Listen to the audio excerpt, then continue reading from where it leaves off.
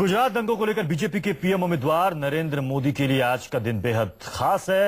अहमदाबाद की मेट्रोपॉलिटन अदालत 11:30 बजे एसआईटी की क्लोजर रिपोर्ट पर अपना फैसला सुना सकती है और अगर कोर्ट ने एसआईटी की क्लोजर रिपोर्ट को हरी झंडी दे दी तो मोदी के लिए आज सबसे बड़ी राहत का दिन होगा। लेकिन अगर ऐसा नहीं हुआ तो नरेंद्र मोदी के लिए मुश्किलों का दौर शुरू हो सकता है। तो आज अहमदाबाद की मेट्रोपॉलिटन कोर्ट दंगों से जुड़ी जाकिया जाफरी की याचिका पर फैसला सुनाने वाली है। कोर्ट के फैसले से पहले गुजरात कांग्रेस के नेता अर्जुन मोढवाडिया ने कहा है कि उन्हें उम्मीद है कि कोर्ट से सही फैसला आएगा।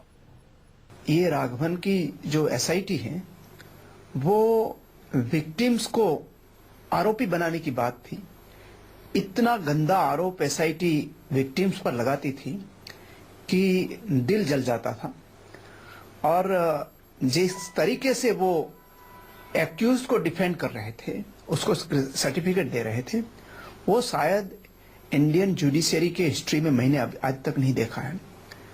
तो मैं मानता हूं कि ये कोर्ट का रवैया क्या है मुझे मालूम नहीं, लेकिन जिस तरीके से आर्ग्यूमेंट हुई है एसआईटी की ओर से, उसमें हमें जस्टिस मिलने की कोई मैं उम्मीद नहीं रखता हूं।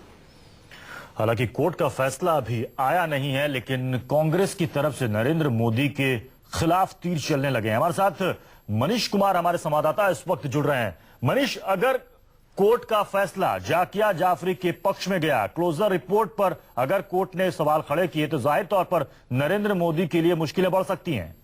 बिल्कुल प्रत्युष, काफी बेहद अहम दिन है नरेंद्र मोदी के लिए, जो कि बीजेपी के प्रधानमंत्री पद के उम्मीदवार हैं 2014 लोकसभा चुनाव के लिए। और आज का दिन बेहद बहुत ही महत्वपूर्ण है। मेट्रोपॉलिटन जो अदालत है उसका फैसला आने वाला है क्लोजर रिपोर्ट को लेकर। उसमें नरेंद्र मोदी की दंगों में जो भूमिका है उसको लेकर उस पर फैसला आएगा। जाहिर तौर पर आपको याद होगा कि जब क्लोजर रिपोर्ट एसआईटी ने सुप्रीम कोर्ट के आदेश के बाद एसआईटी का गठन हुआ था और उस एसआईटी ने क्लोजर रिपोर्ट में जो है नरेंद्र मोदी को पूरी तरह क्लीन चिट दे दी थी, जिस पर जाकिया जाफरी, जो कि एहसान जाफरी, जो गुलबर्गा सोसाइटी के दंगों में मारे गए थे, तो उनकी पत्नी ने उस पर विरोध जताया था। उन्होंने इस पर क्लोजर रिपोर्ट पर सवाल खड़े किए थे।